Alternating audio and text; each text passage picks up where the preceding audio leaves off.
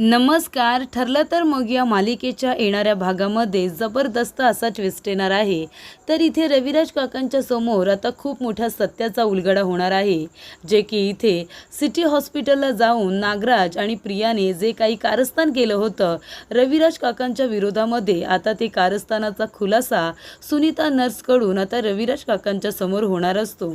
तर इथे आता प्रतिमा परत आलेली असते, त्यामुळे जी डेड बॉडी आमच्या घराच्या बाजूला आली होती आणि ती डेड बॉडी मी प्रतिमाची समजून तिला अग्नीसुद्धा दिली होती, ती नक्की होती तरी कुणाची, हा संशय आता अर्जुन आणि रविराज काकांच्या मनामध्ये आलेला असतो.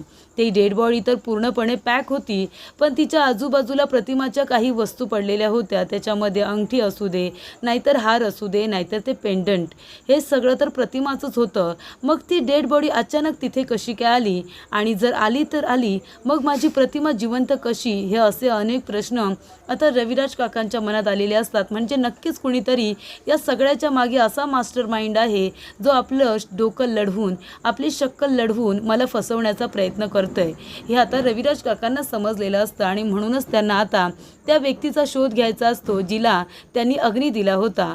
नेमकी ती व्यक्ती होती तरी कोण, आणि मग जर ती माझी प्रतिमा नव्हती तर माझ्या मुलीबरोबर, तन्वीबरोबर तिचा DNA कसा काय मॅच झाला, हे असे अनेक प्रश्न आता रविराज काका आणि अर्जुनच्या मनामध्ये आलेले असतात. आणि म्हणूनच ते आता प्रश्नांचं उत्तर शोधण्यासाठी रविराज काका आता वारंवार सिटी हॉस्पिटलला जात असतात. कारण जो DNA रिपोर्ट आलेला असतो तो सिटी हॉस्पिटलमधून आलेला असतो, त्यामुळे आता तिथेच तो रिपोर्ट नेमका कुणी बनवला, आणि जर बनवला तर तो खरा आहे की खोटा, याची शहानिशा करण्यासाठी आता रविराज काका तिथे जात असतात. आणि प्रिया त्यांना विचारत असते की बाबा तुम्ही कुठे जाता, पण आता इथे रविराज काका ही गोष्ट तिच्यापासून लपून ठेवत असतात. आणि त्यामुळे आता इथे सिटी हॉस्पिटलमध्ये नर्स सुनीता कडून आता खूप मोठ्या गोष्टीचा उलगडा होतो. ती आता रविराज काकांना सांगणार असते की मी जो खोटा रिपोर्ट तयार करून दिला होता तो प्रिया आणि नागराजच्या सांगण्यावरून दिला होता. त्या दोघांनी मला धमकी दिली होती, जर मी DNA रिपोर्ट हा तयार करून दिला नाही तर ते मला नोकरीवरून काढून टाकतील किंवा माझ्या मुलाला शाळेतूनच किडनॅप करतील, आणि मग मी माझ्या मुलासाठी, माझ्या नोकरीसाठी आणि पैशांसाठी मी खोटा DNA रिपोर्ट तयार करून दिला, असं आता सुनीता सांगणार असते. त्यामुळे इथे रविराज काकांच्या समोर आता खूप मोठ्या गोष्टीचा खुलासा होणार असतो. आणि हे सत्य कळल्यानंतर आता रविराज काका कशी प्रियाची आणि नागराजची हकलपट्टी करतात, हे आता सविस्तरपणे आपण बघूया. तर इथे आता प्रिया नागराजला फोन करून सांगते की इथे तुमचा भाऊ रविराज किल्लेदार आता वारंवार सिटी हॉस्पिटलमध्ये जातोय. तो तिथे जातोय कशासाठी तुम्हाला पण माहिती आहे ना, तिथे DNA रिपोर्टविषयी विचारायला, आणि ती डेड बॉडी नेमकी कुणाची होती हे सुद्धा विचारायला तिथे तो जात असेल. तिथे गेल्यानंतर जर रविराज किल्लेदार सुनीता नर्सला भेटला आणि जर तिला विचारलं की तो DNA रिपोर्ट कुणी तयार करून दिला होता आणि ती डेड बॉडी कुठल्या बाईची होती, तर या प्रकरणामध्ये ती आपली नावं घेईल. आणि जर आपल्या दोघांची नावं समोर आली तर काय होईल माहिती आहे ना, तुमचा भाऊ तो रविराज किल्लेदार तुमची आणि माझी हक्कलपट्टी तर करेलच, पण आपल्याला कायमचं जेलमध्ये टाकेल. तेव्हा इथे आता नागराज म्हणत असतो, मग आता मी काय करू, ही डेड बॉडीची आयडिया तर तुझी होती ना, मग आता हे सगळं प्रकरण तू निस्तर. तेव्हा प्रिया म्हणत असते, पण या सगळ्याचा फायदा आपल्या दोघांना सुद्धा होणार होता, त्यामुळे तुम्हाला सुद्धा आता काहीतरी हस्तक्षेप या प्रकरणामध्ये घ्यावा लागणार आहे. तेव्हा तुम्ही जा आणि त्या सुनीता नर्सला कसंही मॅनेज करा, तिच्या तोंडावरती पैसे फेकून मारा, काही करा, पण तिला सांगा तोंडातून एक अक्षरसुद्धा काढू नकोस आणि किल्लेदाराला काहीसुद्धा सांगू नकोस. जर तिला सरळ शब्दात कळत नसेल तर तिला धमकी देऊन सांगा, पण किल्लेदाराला काही सांगायचं नाही असं तिला सांगून ठेवा. तेव्हा इथे आपल्या दोघांची नावं कुठेही येता कामा नये असं सुद्धा सांगितलेलं असतं. तेव्हा नागराज म्हणतो की ठीक आहे, मी जाऊन आता सुनीता नर्सला भेटतो. त्याआधी इथे आता रविराज किल्लेदार सुनीता नर्सला भेटलेले असतात. तर इथे आता रविराज किल्लेदार विचारत असतात की इथे काही दिवसांपूर्वी या हॉस्पिटलमधून, शवगृहातून एखादी डेड बॉडी गायब झाली होती का. तेव्हा इथे असं विचारल्यानंतर आता सुनीता नर्स खूपच जास्त घाबरतात. तेव्हा त्यावेळेला कुणाची ड्युटी होती असं सुद्धा विचारलं जातं. तेव्हा इथे रविराज काका म्हणतात की घाबरू नका, मी एक वकील आहे आणि माझ्या इथेच हे सगळं घडलं होतं, म्हणून मी इथे शहानिशा करायला आलो आहे. तेव्हा रविराज काका म्हणतात की माझी बायको प्रतिमा जिवंत आहे, पण काही दिवसांपूर्वी माझ्या घराच्या बाजूला एक डेड बॉडी आली होती आणि तिच्या आजूबाजूला माझ्या पत्नीच्या काही वस्तू होत्या. मला असं वाटलं की ती माझी बायकोच आहे, म्हणून मी DNA रिपोर्टसाठी माझ्या मुलीचं आणि माझ्या बायकोचं सॅम्पलसुद्धा दिलं होतं आणि तेव्हा माझ्या मुलीचा आणि त्या बाईचा DNA सुद्धा मॅच झाला होता. पण ती माझी बायको नसून ती वेगळीच कुणीतरी बाई होती, कारण माझी प्रतिमा, माझी बायको जिवंत आहे असं सुद्धा आता रविराज काका सांगतात. तेव्हा हे कुणीतरी मुद्दामून घडून आणलं होतं. तर तुमच्या शवगृहातून एखादी डेड बॉडी त्या तारखेला गायब झाली होती का? आणि ज्या दिवशी त्या बाईच्या बॉडीला अग्नी दिली होती त्याच्या आधीची तारीखसुद्धा इथे आता रविराज काका सांगतात. सुनीता इथे खूपच जास्त घाबरते. तेव्हा ते विचारतात, आणि DNA रिपोर्टसाठी सॅम्पलसुद्धा तुमच्याच हॉस्पिटलला दिले होते, मग तो DNA माझ्या मुलीबरोबर मॅच कसा झाला? कारण ती बाई तर माझ्या मुलीची आई नव्हती.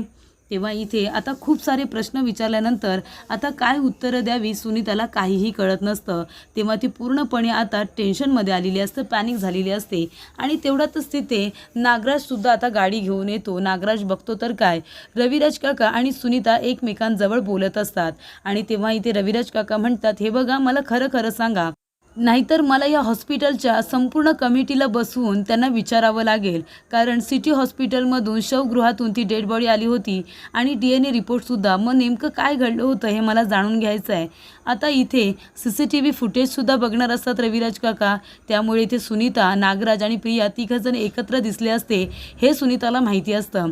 आणि जर रविराज काका एवढे मोठे नावाजलेले वकील यांनी जर सिटी हॉस्पिटलमध्ये संपूर्ण कमिटी बसवली तर सगळं काही सत्य, सगळं काही भांडं आपलं फुटेल असं सुनीताला वाटतं. त्यामुळे ती म्हणते, हे बघा साहेब, मी तुम्हाला सगळं खरं खरं सांगते, पण प्लीज माझ्यावरती कुठलीही ॲक्शन घेऊ नका.